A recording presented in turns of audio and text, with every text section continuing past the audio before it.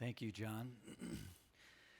John was baptized as an infant in the Lutheran Church, and then a few years ago felt like he wanted to get baptized as a believer.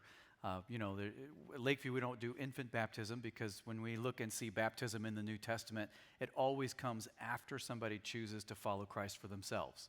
So we're not passing any judgments on any other churches and their practices. We're just saying here we want to follow the pattern that we see in the Bible. And so I remember a few years ago when John and Pat both said, hey, we've chosen to follow Christ for ourselves, and even though we were baptized as babies, we want to declare that through baptism as believers. And so that was a lot of fun, dunking those two. John shared a pretty incredible story about how God worked through a difficult season in their lives. And even though God seemed like he was 1,000 miles away, he was there all the time behind the scenes. No doubt many of you probably have similar stories. I have similar stories. One, when I was 17, I was trying to figure out where to go to college. I grew up in a small town it's called Palmyra, Missouri, just outside of Hannibal, Missouri, right on the Mississippi River. And I wanted to go to college anywhere but Hannibal. I didn't care where I went, just as long as it wasn't in Hannibal. And there's a small Christian college, Hannibal LaGrange, there in Hannibal, Missouri. And I was like, I will go to college anywhere and everywhere as long as it's not Hannibal. I just wanted to get out and get away and see the world. And so I was praying about it, and I was applying to all these different schools, and I wasn't hearing any direction from God. And I would go through an application process, and I would get accepted, and then this would happen. But inevitably, every time something failed, something fell through the cracks, scholarship didn't come in, or something happened, and I wasn't going to be able to go to that school, and it just didn't work out, and I kept getting more and more frustrated, and I didn't understand why. I was praying and asking where God was and how he could help me, and I didn't see him. I didn't hear him. It felt like God was 1,000 miles away. So finally, at the last minute, I applied to Hannibal LaGrange, because I didn't have any other choice. And I got accepted, and that's where I ended up going, and that's where I met Corinne, right? So, 17 years and 5 kids later, it's the best decision I never made. She is the best thing that has ever happened to me, and it's because God was working providentially behind the scenes. I couldn't see him. I wasn't hearing. I was even questioning my faith at that point. And God was there all the time working behind the scenes to take care of me. And no doubt you have many stories like that as well. The question that I have for us to wrestle with this morning is, where do you see God at work in your life? Right? What do you do when God feels like he's 1,000 miles away? Because you will walk through those seasons in your faith where you're praying and you're not hearing. You're asking for direction and you're not receiving it. God seems like he's 1,000,000 miles away. Is he even there? Does he even see me? Right? What do you do in those seasons? How do you know that God is still working on your life when life is hard? When you lose a job? When you're not hearing from God? When you get a diagnosis? When something happens? When a loved one passes away unexpectedly? How do you know that God's still working? You can't see him, you can't hear him, you don't know what he's doing, and it doesn't seem like things are going all that well. How do you know that God's still at work? And how do you live faithfully as a Christian in the midst of that season when God seems to have disappeared? How do you still follow Christ? Those are the questions that we're going to wrestle with as we look at the story of Ruth. Last week we looked at the book of Joshua, and Joshua's story reminded us of God's promise and our response. This week we will see in the story of Ruth our obedience and God's providence. And it's amazing that Ruth's story is a real example of the message that we saw last week from Joshua chapter 1.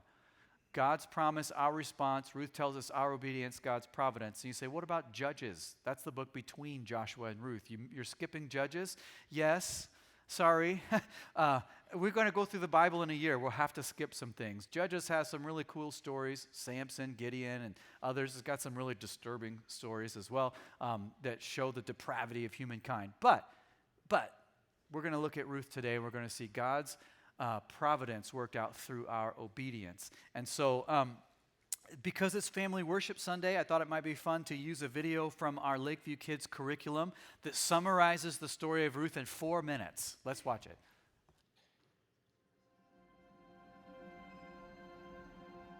Chapter 24, The Girl Who Wouldn't Go Away. Ruth 1-4. In the days when the judges ruled, there was a famine in Israel. So a man named Elimelech, together with his wife Naomi, left their home in Bethlehem for the country of Moab. While they were in Moab, Elimelech died, leaving Naomi with her 2 sons, Mahlon and Kilion, Hebrew names meaning Siki and Ikki, more or less. And that they were. Like their father, Mahlon and Kilion died in Moab, but not before they married women from Moab, Orpah and Ruth. After 10 years, Naomi heard that there was food again in Israel, so she set off for Bethlehem. Naomi urged her daughters-in-law to stay in Moab. "You belong with your people," she said. "I don't have any more husbands for you. Move back home." So Orpah said goodbye to Naomi, but Ruth clung to her. "Your people will be my people," Ruth said, "and your God will be my God." When they arrived back in Bethlehem, the whole town was excited to see Naomi. But she said, "Don't call me Naomi," which means pleasant. "Call me Mara," which means bitter, for the Lord has given me a rotten life. And it's true, Naomi's life looked pretty bleak. But when God gives you lemons, He may be preparing you some sweet tea. God had a plan for their bitterness, and it started with Boaz. Boaz was a relative of Elimelech and a kind, generous man. When he saw Ruth picking up leftover crops in the field, Boaz looked after her.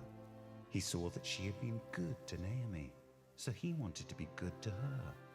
He made sure she found plenty of crops to take home and that the men in the field were nice to her.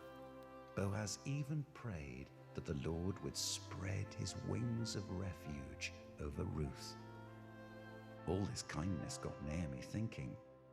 "When Boaz is asleep," she said to Ruth, "I want you to sneak in and lie down by his feet." That's exactly what Ruth did. And when Boaz woke up in the middle of the night, surprised to find a woman at his feet, she said, "I am Ruth, your servant. Spread your wings over me." It was Ruth's way of saying to Boaz, "You can be the answer to your own prayers." Boaz wanted to marry Ruth, but the law said there was another relative who had first dibs. The other man thought he might want to be the Redeemer, but once he realized all he would have to do for Naomi and Ruth, he said, "No way, Jose," or whatever rhymes with no way in Hebrew. So Boaz took Ruth, and she became his wife, and together they had a son.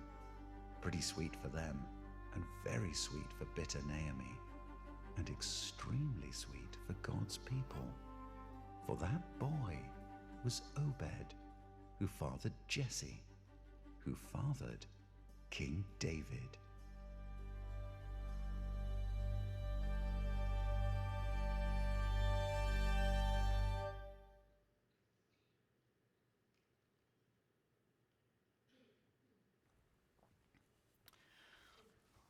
So the story of Ruth, the big idea is God's providence works through our obedience.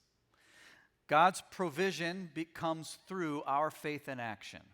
That's the big idea. God's providence works through our obedience. And what I want to do is I want to pull out implications from Ruth's story in 5 words. So Ruth's story in 5 words: loyalty, boldness, generosity, providence, and hope. And that's what we're going to talk about. First of all, loyalty. Faith in action, or our obedience, looks like loyalty. It looks like devotion. That's what it looks like. Ruth was loyal to Naomi and to Naomi's people and to Naomi's God. Look at Ruth chapter 1, verse 15. Naomi says to Ruth, "See, your sister-in-law has gone back to her people and to her gods. Return after your sister-in-law." But Ruth said, "Do not urge me to leave you or to return from following you. For where you go, I will go, and where you lodge, I will lodge. Your people shall be my people, and your God my God. Where you will die, I will die, and there I will be buried. May the Lord do so to me, and more also, if anything but death parts me from you." Ruth was loyal to her family, to her people, and to her God. She was loyal to Naomi, her family. Naomi was her mother-in-law. She says, "Where you go, I'll go. Where you stay, I'll stay. Where you die, I'll die. Naomi, I am loyal to you." God has instituted the family as the basic building block of human society, as the basic institution of human prospering and flourishing. And in a day and an age where family is being undermined, where the institution of family is being redefined and attacked, we are called to be loyal to our family members. Now, I know family can be hard. We are often hurt most deeply by those we love most. Family can be hard, and everybody has that socially awkward cousin that shows up at the family reunion and nobody quite knows what to do with. Right? Family can be weird, family can be hard, but family is family, and God put us in our families for a reason, and He calls us to trust Him and to be loyal to our families. So I want to challenge you this morning. Who in your family do you need to forgive? Who in your family do you need to ask forgiveness of? We often hurt people that we love. We are often hurt by people that we love. Family can be hard, but we value family. Ruth was also loyal to her people. She said to Naomi, "Your people will be my people." She's saying, I'm leaving Moab, and I'm going to be loyal to God's people, to Naomi's people, Israel. Now, a question I have for us. Who are your people? Who are the people that you are loyal to? Who are the people that you identify with? Because the reality is, the people that you identify with are the people that you will turn into. They're the people that you'll turn into. The people that we identify with are the people who shape who we become and what we do and how we live and how we think. Our brains run a filter on life, and the filter is, who are my people? What would my people do in this circumstance? What would my people say in this setting? What would my people do in this situation? That's the filter that our brains apply to life. So who are your people? It's really important. Are the people that you identify with the kind of people you want to turn into? And if not, it might be time to find some new people to identify with. Now, that doesn't mean that we don't have friends who are unbelievers. We absolutely do. Reach out to your neighbors, build relationships with them. But the people who are your people, who you identify with, are your brothers and sisters in Christ, the people that you want to become like. Loyalty to family, loyalty to people, and most importantly, loyalty to God. Ruth says, "Where you go, I'll go. Your people will be my people. Your God will be my God." Now, loyalty is a big deal to God.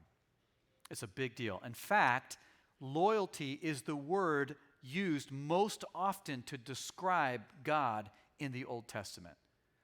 We think about God in the Old Testament as being a God of anger and judgment and wrath, and He's always bringing judgment and killing somebody. And God is a God of justice, and He does have wrath against sin.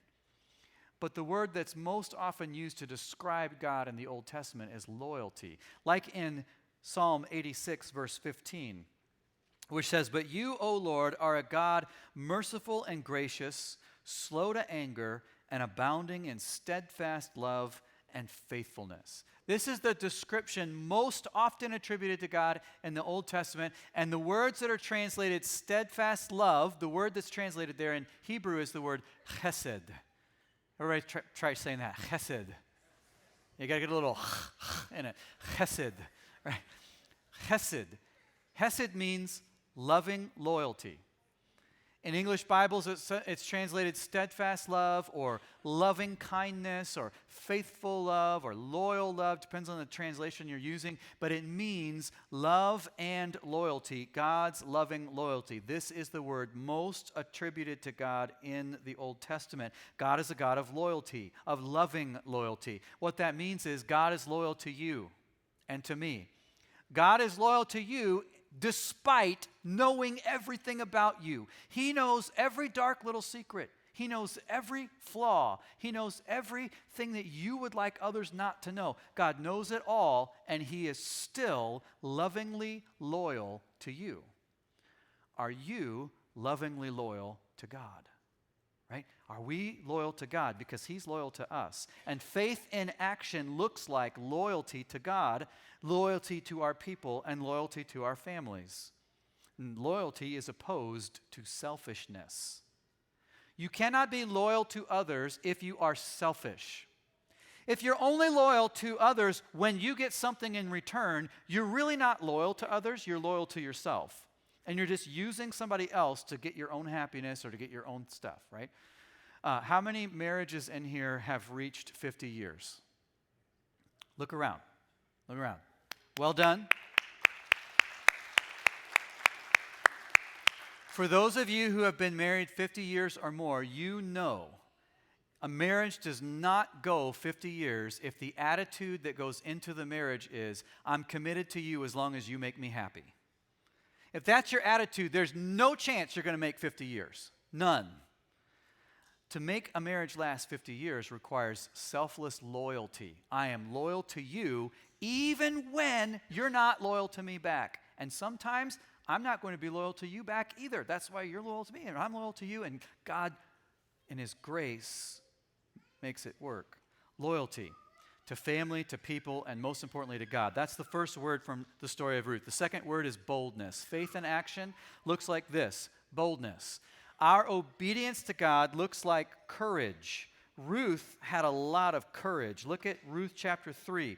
Now, to set the context, they had just harvested the grain. They didn't have combines back then, so they had to do everything by hand. They took the grain to this big open space called the threshing floor, and they threshed it all out to separate the grain from the chaff. And they've done all this. They've worked all day, and at the end, they have a big party. And Boaz drinks a little wine, gets a little tipsy, and then he decides to take a nap. And so here's what happens. Verse 6, she, meaning Ruth, went down to the threshing floor and did just as her mother-in-law had commanded her. And when Boaz had eaten and drunk, and his heart was merry, he went to lie down at the end of the heap of grain. Then she came softly and uncovered his feet and lay down. At midnight, the man was startled and turned over, and behold, a woman lay at his feet. The Bible's funny. He said, "Who are you?" And she answered, "I am Ruth, your servant. Spread your wings over your servant, for you are a redeemer." And he said, "May you be blessed by the Lord, my daughter. You have made this last kindness greater than the first, and that you have not gone after young men, whether poor or rich. And now, my daughter, do not fear. I will do for you all that you ask, for all my fellow townsmen know that you are a worthy woman." By the way, the story of Ruth is only 4 chapters, and I would encourage you, even if you're in a different place in your Bible reading plan, stop this week, take 10, 15 minutes, read through the story of Ruth. There's a lot of details in here that I can't cover this morning. But I love this scene. Ruth goes to Boaz, uncovers his feet, behold a woman, and then proposes to him. Right? This is a total reversal of the roles. Ruth proposes to Boaz. Will you marry me? And this took a lot of courage. Took a lot of boldness. For one thing, Ruth was a woman. And in that day and culture, women were, in a lot of ways, oppressed. They could not do this kind of thing. It was a great risk for her to even be there, let alone for her to propose marriage. Not only was she a woman, she was a foreigner. She was not an Israelite. She was a Moabite. So not only was she a woman, not only was she a foreign woman, she was a foreigner from a hated ethnicity. The Israelites hated the Moabites. They did not like them at all. They weren't like other Gentiles. They were at the bottom rung. They absolutely hated the Moabites. So here she is from an oppressed people group from a foreigner and a woman, and she goes and takes this great risk and does this and asks Boaz to marry her. Ruth had some chutzpah, or as the kids these days say, she had some serious riz. I got middle schoolers, it's okay. She had courage, she had faith in God, and she had courage to act with boldness, right?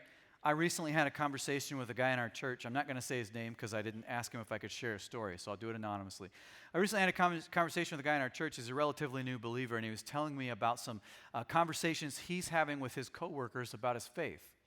New believer, and he said, I just decided I'm not going to be pushy about my faith. I'm just going to be honest about it. I'm not going to hide it. I'm not going to, shove it down somebody else's throat, but I'm not going to be embarrassed to be a Christian. So when his coworkers say, hey, can you go out partying with us on Saturday night? He says, no, because I go to church on Sunday morning. You do? Huh?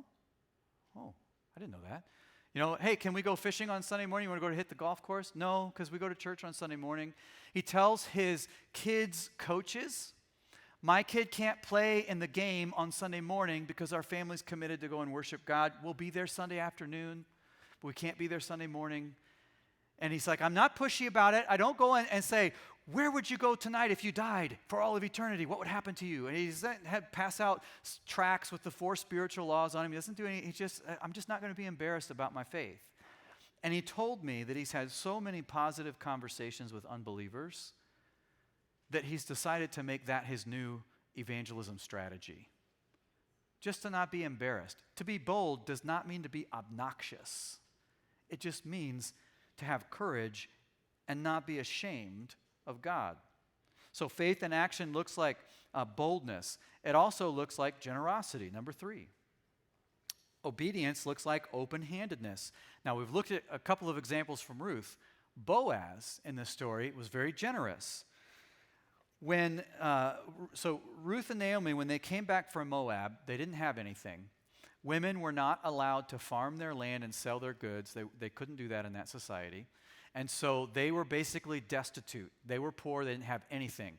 So there were no social services. There were no welfare programs. There were no government assistance programs to help the poor in that time period. So what God told the Israelites to do is he said a couple of things to help the poor. Number 1, when you are harvesting your field, don't harvest the outer 3 or 4 rows. Let the poor come through the outer rows along the edges of the field and harvest there so that they can have food. Because you have enough in the middle of the field to feed your family and to make your business and to prosper. The outer 3 or 4 rows are for the poor. He also told them when you're harvesting, if you drop a little bit of grain on the ground, don't stop to pick it up. Let the poor come behind you and pick up the grain that is dropped. Right? So Ruth and Naomi, they're very poor. They don't have anything. Naomi's older. She can't go out and work in the field. So Ruth goes, and she goes into the field, and she's harvesting in that outer 3 or 4 rows, and she's picking up the grain that was dropped. And Boaz notices her, and he is very generous with her. Ruth chapter 2, verse 15, when she rose to glean or to harvest, Boaz instructed his young men, saying, let her glean even among the sheaves. Do not reproach her. So even if she starts picking up grain from the stalk, not just what was falling on the ground, don't rebuke her. Don't tell her to stop. Let her take it. Also, pull some out from the bundles for her and leave it for her to glean. Purposefully drop some grain so that she has enough, right? And do not rebuke her. Let her go. If she starts getting in further than 3 or 4 rows, that's okay. Let her take what she needs. He's very generous with her. And she has enough, and she takes it home to Naomi, and they have more than enough food for the 2 of them because of Boaz's generosity. And that generosity is an expression of faith in God. Jesus said, whenever you give food or clothing or help to one of the least of these, you give it to him. Ruth was certainly one of the least of these. And when we are generous with those who are in need, we are actually giving to God. We're not just giving it to them, we're actually giving it to God, which is pretty powerful. Generosity produces blessing, not just for those who are in need, but also for us. Proverbs chapter 11, verses 24 and 25 says, one person gives freely, yet gains even more. Another withholds unduly, but comes to poverty. A generous person will prosper. Whoever refreshes others will be refreshed. The idea here is one person is giving and giving and giving and giving, and yet they're still receiving more and more and more. The other person says, no, I can't do that. I don't have enough money. I can't give. I can't help you. I'm holding on to everything I have. And then they're the ones that ends up in poverty. How does that work? Because of the next verse from Proverbs, which says, whoever is kind to the poor lends to the Lord, and he will reward them for what they have done. When you give to the poor, you give to God, and God rewards you. You can't outgive God. Now, that doesn't mean that next Sunday you're going to drive in to church in a new Corvette.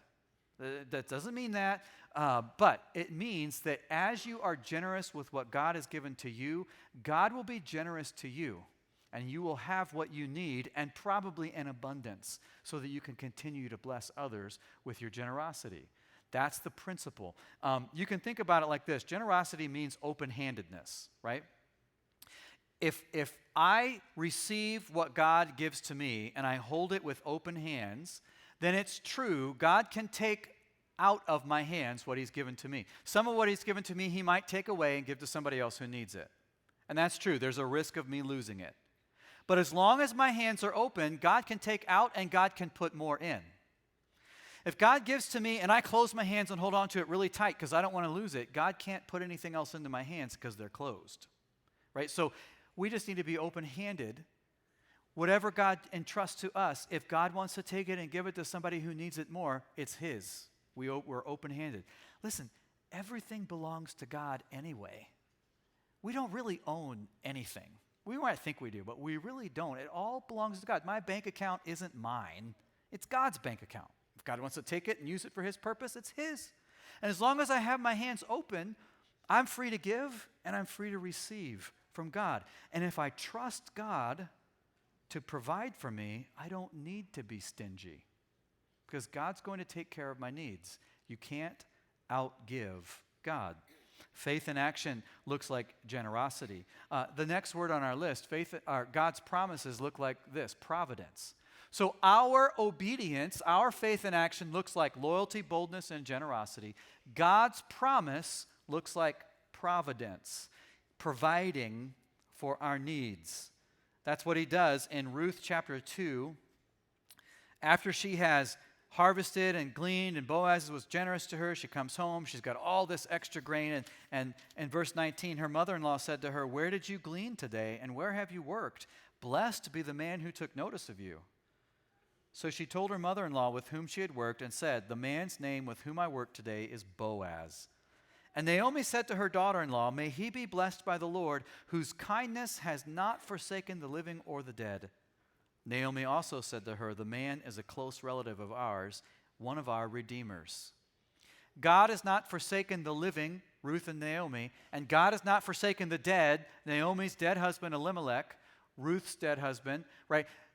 God hasn't forsaken the dead either. God is still taking care of them because it just so happens by coincidence that when Ruth goes out to work in the field, she works in Boaz's field. And she meets Boaz, the one man who could change their situation permanently. Again, some cultural context here. When the nation of Israel went into the promised land, each family inherited a portion of land. Now, if the husband died or the sons died and there was no one to pass that land down to, God's desire was for each family to keep their inheritance. Again, there were no social programs, there were no welfare programs, there were no social services or government aid of any sort. So what God told the Israelites to do was to have a kinsman redeemer that would save that family's inheritance. And the way that it worked was the closest male relative would marry the widow, have children with her, and then their children would inherit that land and keep that family's legacy and line going and make sure that that family had an inheritance and was always taken care of. It was God's way of making sure that some families didn't end up in perpetual poverty. Now, it seems really weird to us. We're a different culture. But Boaz was a kinsman redeemer for Naomi's family. He was a relative of Elimelech. So Boaz could come and marry Ruth, have children with her, and then Elimelech's family line would continue, and the land would stay in Elimelech's family line. And Ruth and Naomi and their children and their offspring and their family would not end in perpetual poverty. So God was working behind the scenes to bring Ruth and Boaz together, because it just so happened, of all the fields and of all the men that she could have met, she happened to meet the one man who was the Redeemer, who could save her family from poverty. We know that there are no coincidences in God's kingdom. There are divine appointments, but there are no coincidences. This is God's providence. When my grandpa was still alive, he used to tell this story. When he was younger, young adult, newly married, had a baby, relatively new in his faith, had only been a Christian for a few years. One Sunday, the baby was sick, so my grandma stayed home with my uncle, the baby, and my grandpa went to church, and they were doing a special offering, and I can't remember the details, whether it was a missionary or for a local family that was in need or something, but they were doing a special offering, and my grandpa felt like he was supposed to put money in the offering plate. Now, my grandparents didn't have 2 nickels to rub together. They were very poor at that time. And so my grandpa reached into his pocket, and all he had were a few coins. So he went ahead and put those in the offering plate, the last money that he had, and he said, well, I'll just figure out how to get by until my next paycheck. Goes home, and my grandma says, hey, will you run to the store and buy a bottle of milk for the baby? And my grandpa says, no, because I put all the money that we had in the offering. I only had a few coins. We don't have any. And she said, well, what did you do that for? The baby's sick. He's going to be fussy later. He needs some milk. And when he's fussing later, you can walk the floor with him. I'm going to go to bed. So later that afternoon, there was just so happened, coincidentally, a local dairy farmer that lived down the street from my grandpa had a cow that happened to produce a bunch of extra milk that day, unexpectedly. And he called my grandpa and said, hey, my cow produced a bunch of extra milk. I don't need it. You have a baby. Could you guys use some milk? Brought over several bottles of milk, much, much more than what my grandpa's change would have bought if he'd gone to the store. God works behind the scenes to provide for us. It's his providence, and this is what providence is. Providence is God's purpose through our obedience. As we walk in obedience with God, God's purpose is accomplished in our lives, even when we can't see it. Even when we don't hear it, even when we're not aware of it, God's purpose is worked through our obedience, and that's what providence is. God's promise is to provide. It's our providence. The last word that I want to talk about from the story of Ruth is the word hope. Our faith in action looks like loyalty, boldness, and generosity. God's promise looks like his providence in our lives, and our faith in God produces hope. It produces confident assurance as we trust God. Look at how this story turned out for Naomi and Ruth and Boaz and ultimately the people of Israel. Ruth chapter 4, verse 13. So Boaz took Ruth, and she became his wife, and he went into her, and the Lord gave her conception, and she bore a son. Then the women said to Naomi, blessed be the Lord, who has not left you this day without a redeemer, and may his name be renowned in Israel. He shall be to you a restorer of life and a nourisher of your old age. For your daughter-in-law who loves you, who is more to you than 7 sons, has given birth to him. Then Naomi took the child and laid him on her lap, and she became his nurse. And the women of the neighborhood gave him a name, saying, a son has been born to Naomi. They named him Obed. He was the father of Jesse, the father of David. That's King David. God's providence worked out not just for Ruth, not just for Naomi, not just for Boaz, but for the people of Israel. God has a track record of being faithful, and that produces hope in us. Now, what is hope? A couple of definitions I want to share with you. These are really good. The HarperCollins Bible Dictionary defines hope this way. In the Bible, hope is not normally expressed as a desire, something good that one would like to have happen, but as an expectation. something good that one knows is going to happen and so anticipates. In modern times, when we use the word hope, what we really mean most likely is wishful thinking. I hope my team wins March Madness instead of getting knocked out in the first round, right? It's wishful thinking. I hope this is what I want to happen. I hope this turns out, but it's not based on what we know is going to happen. It's not anticipating what is going to happen. It's wishful thinking for what we want to happen. But in the Bible, the word hope is not wishful thinking. It is knowing the good thing that will happen and anticipating it. The Lexham Bible Dictionary also defines hope. Hope is the confidence that by integrating God's redemptive acts in the past with our trusting responses in the present, we will experience the fullness of God's goodness both in the present and in the future. God's track record of faithfulness in the past, integrated with our trusting faith and action right now, produces the confidence that we will experience His goodness now and in the future. In other words, we could say it this way: God's faithfulness plus our faith and action equals the confident assurance of God's goodness now and for always. We have hope because of what God has done in the past and of what He will do in the future. And ultimately, our hope is fulfilled in Jesus Christ. He is our living hope. In the past, He gave His life on the cross so that our sins could be forgiven.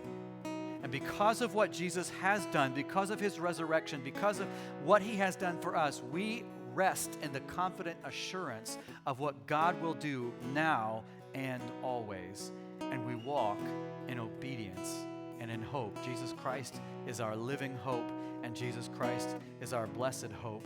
Titus chapter 2, verse 11, "For the grace of God has appeared, bringing salvation for all people, training us to renounce ungodliness and worldly passions, and to live self-controlled, upright, and godly lives in the present age, waiting for our blessed hope, the appearing of the glory of our great God and Savior Jesus Christ, who gave Himself for us to redeem us from all lawlessness and to purify for Himself a people for His own possession who are zealous for good works."